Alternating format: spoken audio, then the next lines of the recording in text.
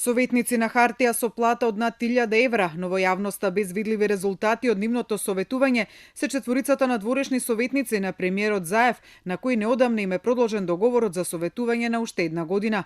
Поранешниот естраден менаџер Зоран Башановиќ за 1500 евра ќе продолжи да го советува Заев за економски прашања, а на иста тема, но за 300 евра помалку, ќе го советува екс-директорот на државната компанија за производство и дистрибуција на струја во Србија Александар Обрадовиќ. За 1200 евра поранешниот прв човек на Српската агенција за приватизација Љубомир Шубара ќе продолжи да му помага на премиерот околу финансиите, банкарството и инвестициите, а Владимир Цветковиќ за истата сума ќе го советува за IT прашања. Од владата не добивме информација кои конкретни политики, мерки, проекти и инвестиции досега се реализирани од владата или премиерот како резултат на советите од четворицата советници и кога се тие реализирани. За поранешниот антикорупционер Драган Малиновски не е спорна оправданоста на ангажирање советници и нивниот број, што треба да зависи од проектираните цели кои треба да се постигнат.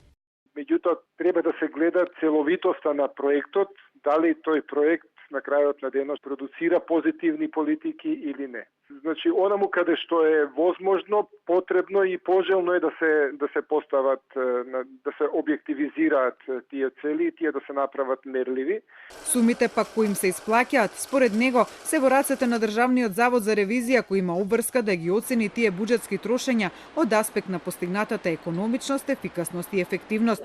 Малиновски за билдањето на советничките листи и на претходниот премиер кој имаше 90 советници и на актуелниот со речиси 60, 39 надворешни и 20 на посебни и така наречени обични советници, смета дека секогаш треба да се има во предвид реакцијата на јавноста околу тоа. Може би, ако јавноста биде информирана за начинот на трошење на тие средства и оправданоста на ангажирањето на тие средства и доколку јавноста препознае дека со ангажирањето на тие советници биле постигнати позитивни резултати, сигурно дека ќе биде позитивен однос на јавноста. Меѓутоа, доколку работите не се движат во позитивна насока, а вие имате огромен број на советници во одредени области, тогаш секако дека реакцијата на јавноста ќе биде негативна.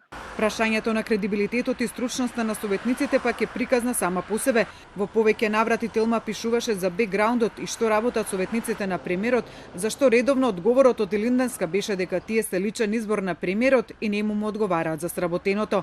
Од имињата на кои сега им е продолжен договорот како советници на Заев, Башановиќ во српската јавност е познат како контроверзен естраден менаџер на турбо фолк сцената, кои били дел од партијата на Александар Вучиќ. Според опонентите на Вучиќ, тој му бил главен оперативец во раководење со медиумите блиски до партијата, а посредувал и во тајна комуникација со политичари и бизнисмени. Обрадовиќ пак од премиерот беше планиран да стане прв човек на Елем, но по негативната реакција на јавноста, тој стана само советник на Заев. Српските медиуми тогаш објавија дека врската за тоа му бил токму Башановиќ, со кого бил од претходно поврзан преку сделки во српското електростопанство, додека таму прв човек бил Обрадовиќ.